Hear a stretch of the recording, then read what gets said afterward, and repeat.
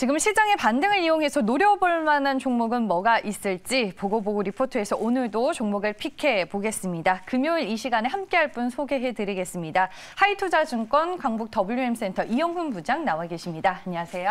안녕하십니까. 네, 부장님 오늘은 이제 종목 리뷰로 시작을 해야 될 것 같은데 2월에 저희가 소개해드렸던 제우스라는 종목이 목표 주가를 달성한 걸로 알고 있습니다. 리뷰해 주시죠. 그 제우스는 그때 설명을 드렸었지만은 이게 본업은 저기 습식 세정 장비라고 해서 이제 반도체 쪽에 들어가는 각종 세정 장비 D램, 낸드, 비메모리 쪽 다 해가지고 커버가 되는 회사인데요. 이게 이제 그동안 국산화 안 됐던 부분들을 갖다가 이제 국산화를 시키면서 그동안은 개발비가 많이 들어갔었는데 이 개발비가 올해 급격히 감소하면서 이제 매출이 늘어나면서 이익이 급격히 좋아지는 그런 회사가 될 거고요. 또 하나는 이제 다관절 로봇이라고 해서 무인 커피점 말씀을 드렸었는데 최근에 이제 공장 증설이 완료가 됐습니다. 그래서 무인 커피점뿐만 아니라 그 음료 회사라든지 이제 제과회사 같은 쪽 그런 쪽에서도 이제 매출이 좀 이제 가시화되면서 금년에는 좀 목표 실적이 상당히 좋아지는 그런 그림이 나올 것 같습니다. 일단은 2차 목표가 그때 3만 원 제시했는데요. 지금 현재 보유하고 계신 분들은 굳이 팔 이유가 없을 것 같고요. 개인적으로는 주가가 조금 되밀려 가지고 26,000원대 초반 정도까지 온다고 하면은 안 들어가신 분들 같은 경우는 한번 다시 진입해 보시는 것도 괜찮을 것 같습니다. 네. 알겠습니다. 아니 2월 시장이 그래도 많이 힘들었음에도 불구하고 이 종목은 꾸준하게 우상향 추세를 그렸어요, 부장님. 그러니까 제가 픽업하는 종목들의 특징이 일단 실적이 좋아지는 것도 좋아지는 거지만 어떤 성장 동력을 하나 더 장착을 하는 회사들 중심으로 해가지고 픽업을 하다 보니까 이게 이제 장이 약세장이라고 해도 실적은 항상 정직하기 때문에 실적이 좋은 종목들 같은 경우는 낙폭이 크질 않거든요. 그리고 올라갈 때는 더 좋아질 수 있는 그런 모멘텀을 항상 갖고 있기 때문에 그런 쪽 위주로 계속해서 종목을 발굴해 보시는 거는 괜찮을 것 같습니다. 네, 알겠습니다. 제우스 보고 리포트를 보고 매수하신 분들은 일단 홀딩하자라고 말씀해 주셨으니까요. 저희가 계속 또 리뷰를 도와드리도록 하겠습니다. 오늘 이제 종목을 만나봐야 될 텐데 어떤 종목과 기업을 가지고 오셨을지 보고 리포트를 통해서 공개합니다. 단순 장비가 아닌 통신 사업체로 거듭나다 HFR을 소개드리겠습니다. 대표적인 뭐 5G 통신 장비 업체잖아요. 네, 맞습니다. HFR이. 네. 주로 뭐 이제 어떤 사업을 하고 있는지부터 먼저 풀어주시죠. 동사는 2000년에 설립이 됐고요. 유무선 통신 장비 회사로 이제 유지가 되어 왔었고, 최근에는 이제 5G 사업 본격화한다고 하면서 주가가 상당히 좋았다가 그게 실적이 이제 구체화되지 않으면서 또 이제 투자가 좀 딜레이되면서 주가가 약세 국면에 들어가서 이제 오랫동안 헤맸던 회사인데 동사 같은 경우는 이제 작년에 일단 흑자 전환이 됐고요. 주 매출은 프론토 장비 쪽이 한 50% 이상 차지를 하고 있고 그 외에 유선 장비, 그다음에 인빌딩 중계기라고 해가지고요. 그런 쪽에서 지금 매출이 좀 나오고 있는 회사입니다. 주요 고객사로는 국내로는 SK텔레콤, 브로드밴드, 그리고 이제 해외 쪽에서는 AT&T, 그리고 버라이즌, 그다음에 NTT라고 하는 일본 통신회사 그런 쪽이 있고요.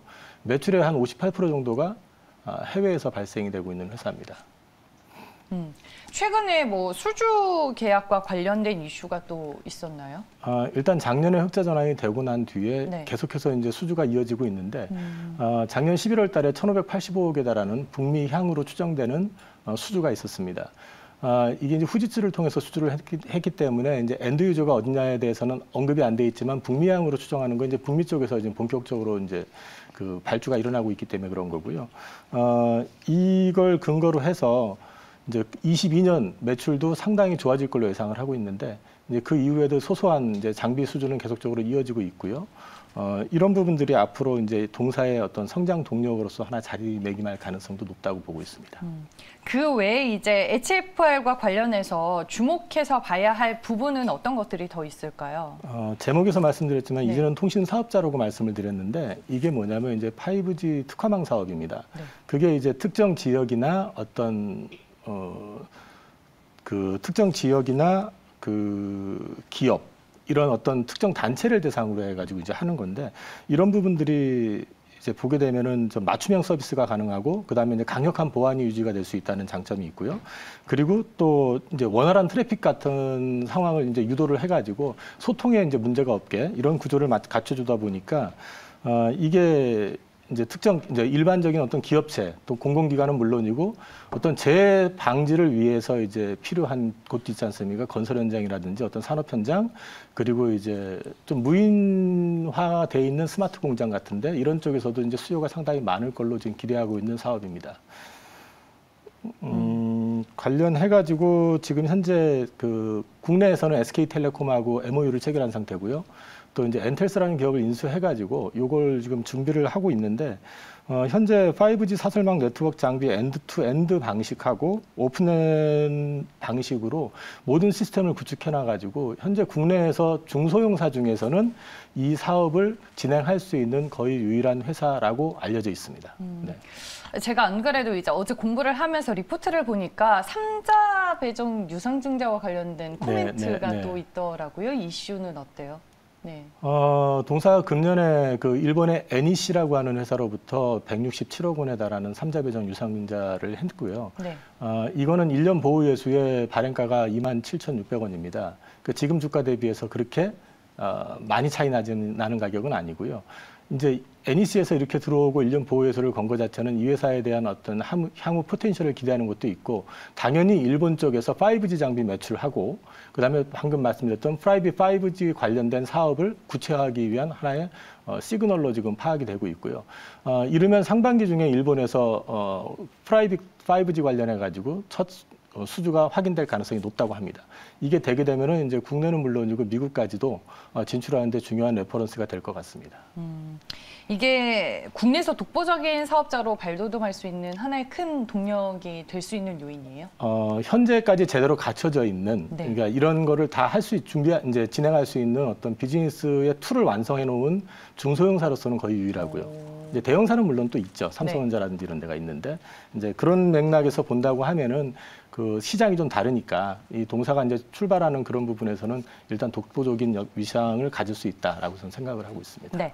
아니 서두에 뭐 실적 얘기해 주셨는데 4분기 실적 잘 나왔고 그러면 이제 앞으로 올해 실적은 또 어떤지 궁금해지네요. 일단 작년이 사상 최대 실적이 나왔습니다. 그것도 상반기 적자에서 하반기에 흑자 전환이 되면서 되게 잘 나왔는데 아까 이제 1,585억짜리 수주가 있었다고 그랬는데 작년에 매출이 2,049억이었었습니다. 근데 작년 말 기준으로 수주 잔고가 2,114억입니다. 그 얘기는 올해 일단 기본적으로 그건 깔고 들어가는 숫자란 얘기고요. 여기에 지금 소소한 수주, 그다음에 뭐 방금 말씀드렸던 일본 쪽, 그리고 최근에 진행이 되고 있는 건 말레이시아 쪽, 그다음에 이제 미국 쪽 이런 쪽 수주를 통해서 이어지게 된다 그러면 증권회사에서는 그러니까 올해 매출을 2,552억을 제시를 해놨는데요. 그거는 좀 미니멈인 것 같습니다. 어쨌든 작년 대비해서는 한 20% 이상 성장을 하는 그런 그림이 나올 것 같고요. 영업이익은 382억, 현재 주가 기준으로 하는 PER로 계산해 보면 한 11배 정도가 나오고 있습니다. 근데 중요한 건 아까 5G 프라이빗 사업 같은 경우가 이제 본격화 수주가 되고 국내에서 런칭이 시작이 된다고 그러면은 내년에는 매출이 그보다 훨씬 더 많이 점프업하는 그런 상황이 연출이 될 수 있기 때문에 주가는 좀 탄력을 좀 받을 수 있을 거라고 좀 보고 있습니다. 안정적인 실적까지 기반한 회사로 좀 거듭날 수 있는 기회가 될 수 있겠네요. 그런 생각이 조금 들었습니다. 그럼 이제 업종로 매력도를 봤을 때 어느 정도인지. 초창기 아직은 5G 그 관련된 장비 업체들 쪽으로 이렇게 관심이 크지는 않아요, 시장이. 맞아요. 그런데 여기서 제가 터무니없는 목표 주가를 제시한다는 건 의미가 없을 것 같고요. 일단은 당초에 제가 리포트 쓸 때보다는 주가가 이틀 연속 올랐기 때문에 매수가를 올렸습니다. 할 수 없이. 그래서 29,500원, 어저께 종가보다 조금 낮을 거예요. 그래서 제 요지는 3만 원 밑에서 사시라 29,500원 정도 일단 제시를 하고요. 목표 주가는 일단 36,000원을 제시합니다. 이게 아마 직전 고점대일 것 같고요. 5G, 그 프라이빗 5G 사업이 수주가 되고 본격적으로 매출이 나오게 되면 저는 그건 쉽게 넘어갈 거라고 생각을 하고 있고요. 손절 가격은 25,600원. 네, 그 정도를 제시하고 있습니다. 5G 관련주들이 말씀해 주셨다시피 시장에서 참 소외되는 경향이 많은 것 같아요. 근데 이틀 동안 보니까 주가가 거의 한 10% 가까이 올랐는데 시장이 반등하면서 오른 걸까요? 아니면은? 시장의 반등도 있겠지만 다른 5G 종목들보다는 탄력이 더 있을 겁니다. 그게 이제 방금 말씀드렸던 프라이빗 5G 관련된 사업, 그리고 이 회사 같은 경우는 이제 수주가 본격적으로 작년부터 일어나고 있다라는 거, 그런 게 네. 좀 선반영되고 있다고 판단을 하고 있거든요. 근데 이제 5G 사업이 사실 말로만 거창했지 그동안 크게 투자가 일어난 적이 없었기 때문에 이제 시장에서 실망을 되게 많이 한 상태인데, 이런 부분들이 결국은 이제 앞으로 자율주행이 됐든 뭐 무인 로봇이 됐든 네. 이런 부분들이 이제 좀 구체화되기 시작하면은 결국엔 투자가 될 수밖에 없습니다, 사실은요.